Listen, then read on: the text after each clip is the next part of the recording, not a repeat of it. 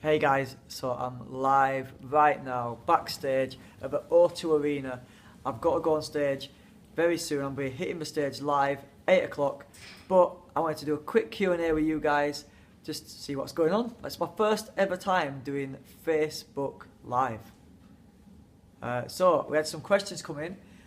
Amy Boyce, she asked me, why do I always walk away after performing a piece of magic? Well, I'm only joking, I'm back. The reason I usually walk away at the end of a piece of magic is because I want the audience to react genuinely. In this day and age, we're so used to having cameras on us with camera phones, that people, everyone wants to be like an actor or a TV star, so you often get kind of over-the-top fake reactions, whereas often when I walk away and leave, they think that the magic is over and they think the camera's stopped filming, and the camera guy usually secretly keeps recording, and that's when you get the real natural reaction from the audience members. Although you guys can hear Bessie in the background. Bessie, come on Facebook Live, come on. Bessie, come here. You all know Bessie, she's always on my Facebook, but she's going to make her first appearance on Facebook Live. This way, Bess. Come on, come on here. Oh, she's gone over there. I can show you her quickly. Shall I show you her? Let's see her. I'm going to take you so you can see Bessie. She's just chilling out backstage at the O2 Arena. You chilling, Bess? No, she's ignoring us now. She don't want to be on TV no more.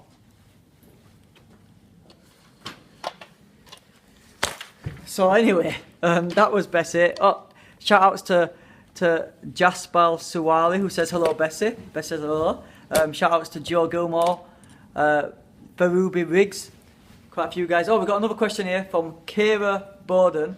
How do you invent such amazing magic? Well, I get a lot of my ideas from watching movies. I'm always inspired by watching superhero films, and I always think, oh man, I like the way Superman flies, or I like the way Neo in the Matrix dodges the bullets. So I figured maybe I could try and recreate those special effects, but without the use of special effects, and that's often what inspires some of the bigger stunts that I do. But yeah, I get my inspiration from all over the place. And Vicky Stone, she's got a question. When did you start doing magic? I actually started performing magic when I was I was about 12, 13 years old. It was something that my grandpa showed me, where I learned how to take away someone's strength, because bullies were throwing me into a wheelie bin, and my grandpa picked me up from school one day. He saw this happening, so he showed me a way to make myself really heavy and make the bullies really weak. That way they couldn't pick me up and couldn't put me in the bin anymore. So that was the first piece of magic, and I was around 12 years old. Marilyn Smith, she's got a question. It's, love your magic, but what is the best trick that you ever done? So what's my favourite? I think one of my favourites is the one with Tiny Temper's album cover, where I put his sunglasses onto his forehead. That's definitely one of my favourites. But there's also one of my favourites is actually in my live show, which you can all see tomorrow night, live, 7:30 PM on Channel W, which used to be where you used to watch Magician Impossible, so you know where that channel is. And the show is actually being streamed live whilst I'm on stage in front of a live studio audience. There's going to be lots of surprises, and my favourite piece of magic at the moment is in that show. When I say the words, it's movie time, you'll know my favourite piece of magic is coming up. So tune in tomorrow, guys, 7:30 PM, live on W. I've got another question here from Rebecca Cahill. She saw my show in Liverpool and is really looking forward to watching again. What is the best thing about being on tour? The best thing about being on tour, really, is getting to meet all of you guys, the people that have watched the TV shows over the last few years and supported me, and then come out to see the magic for themselves. I mean, I really wouldn't be here without the support from you guys, so, I'm just honoured that I get to travel the world doing what I love and get to share it with as many people as possible. Let's do a few shout-outs here. Shout-outs to Linda Dodd, hi! Shout-outs to Arjun Deep Maparu. He wants to see some magic. Let me see, don't try this at home, but... see my hand? What's this?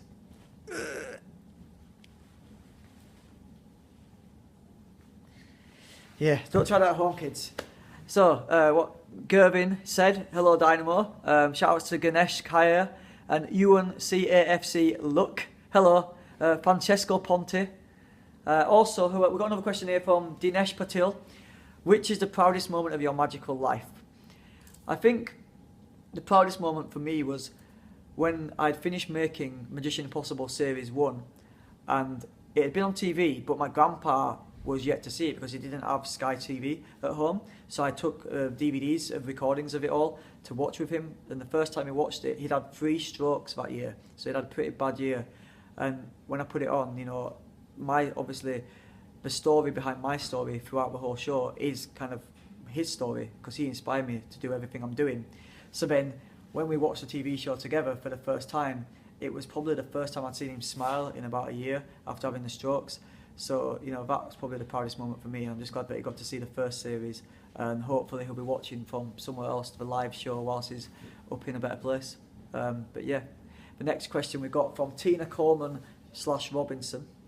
How do you keep things fresh and new to continue to be number one? Well, thank you very much for considering me number one.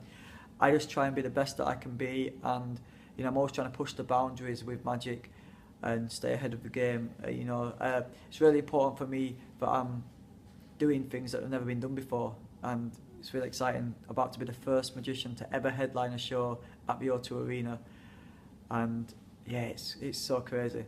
So yeah, the first magician to headline a show. You can watch it tomorrow on W, 7:30 PM. There's going to be lots of surprise guests there as well as lots of amazing magic for you guys to be involved in.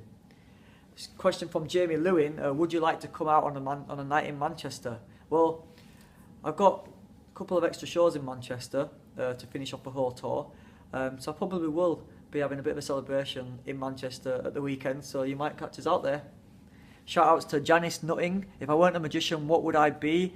I like driving cars, and if I wasn't a magician, I'd probably be a stunt car driver, so I could do all the driving scenes in like all the James Bond movies, in the car chase sequences and stuff like that, and Fast and Furious movies. What else we got? Paulina Lizeth Garcia Cervantes, that's an amazing name. It would be great to see Dynamo live in Mexico. Shout outs to Mexico, hopefully I'll bring the tour there in the future. I'm very well, thank you, Thomas Violetta Rosengart. Shout outs to Thomas Douglas as well, and Nath Fields. What age did you get into magic, bud? I got into it when I was 12 years old, but my grandpa showed me magic when I was 7, so you know, I've kind of been into it for a long time now. What is my shoe size? I'm a 7.5, but it depends on the designer or the brand make, because sometimes, you know, if it's shoes, it's often better for me to go a size smaller than normal, but if it's trainers, then, you know, 7.5. Can you put my hood up from where you're sat? Your hood is now on your head. Good. Shout outs to Charlie McLeod and Noah Brook. Hello, Amanda Tenorio. If you could help be a superhero, what of them will you be? I would like to be Iron Man because he's got the coolest costume and he has the coolest toys. So yeah, I'd be Iron Man if I could be any of the superheroes. Or Deadpool, he's pretty cool as well. Jane Gibb, my 12-year-old son loves you, as do I, but we are convinced you must be an alien because of what you can do. Are you? We are not the same. I am a Martian. Anyway, Emily Justison, what's your favourite colour? My favourite colour is green. Hey to Toby Swinton. We've got a question from Tom Javinator. Do you ever get stage fright? I've never really had a desire to go on stage before this tour. It's always something that kind of scared me. So I guess I did have a bit of stage fright, but I've done over 100 shows now, so it's safe to say that stage fright has kind of gone, but there's always a little bit of nervous anticipation before I hit the stage, but I think that's natural, and if it wasn't there, then, you know, maybe my performances wouldn't be as real, if that makes any sense. Shout out to Louise Tracy. She says, I love you too. Baful Siddiqui asked my height. I think I'm about 5'9". Jack Young said, hey. And Lynn Newman, she's got a question. What's in the pipeline when you finish your live tour? Well, I've been on tour now for about the last 6 months, so I think in the pipeline is definitely a holiday. I'm going to go on holiday, and hopefully I'll be making more television to bring to you guys, and I'm going to make some YouTube clips. So you're definitely not going to see, you're definitely going to see lots more magic Shout outs to Ian Gunn. Shout outs to Lucy Wick and Hel Robinson. What was your first trick you did and to who? My first piece of magic was actually taking away people's strength from the bullies in the playground when I was at Wyke Manor Upper School when I was really young. Hi to Suzanne Lindsay and Nikki Gataru. Shell Wall's got a question. What do I do to relax? I like to get lost in a good movie. Like I said, I get my inspiration from films, so I spend a lot of time in the cinema or taking my dog for a walk in the park because, as you know, Bessie is a big girl, she needs lots of walks. Spend time with my wife and my family. And one thing I love to do, but it's not really the most relaxing thing, but I like doing track days and driving cars, you know, like doing stunt driving, which you've seen some of that in my TV shows, like when I made that car disappear in Las Vegas in the desert. Shout outs to Ryan Warnes, he said M9, I don't know what that means. Bloss Robbins, hello. Hey to Megan Cook and Alan Robinson, yo. Kim Crosshaw's got a question here. Will you be bringing out a tour DVD? I'm not sure if I'm bringing out a tour DVD. Obviously the show is being broadcast tomorrow night, live from the O2 Arena. Star-studded audience. It's going to be on W channel and it starts at 7:30, so you guys need to tune in. And Sappy Pickering, she's got a question. What was your first ever magic trick you did on the streets? On the streets as a magic trick to perform, I think one of the first things I ever did was, it was probably making matches disappear from one matchbox and appear in another matchbox that was previously shown empty. My grandpa showed me that. And we've got 1 minute left, and then I'm going to have to get ready for the show tonight because I've got to hit the stage for my first night at the O2 Arena, the first magician in history to ever do this. So thanks for all your support because I won't be here without you guys.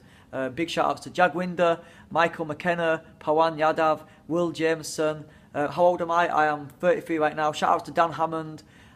You guys are amazing. Thanks all for tuning in. Hopefully I'll do this again soon. And make sure you tune in tomorrow night, Channel W. Watch Seeing is Believing, the live tour from your seats at home. And there's probably still a chance if you live in London to get a few last minute tickets. So maybe I'll see you in the live audience. Gotta go. Bye. Dynamo, Seeing is Believing, live at the O2. The first magician to headline at the O2 Arena.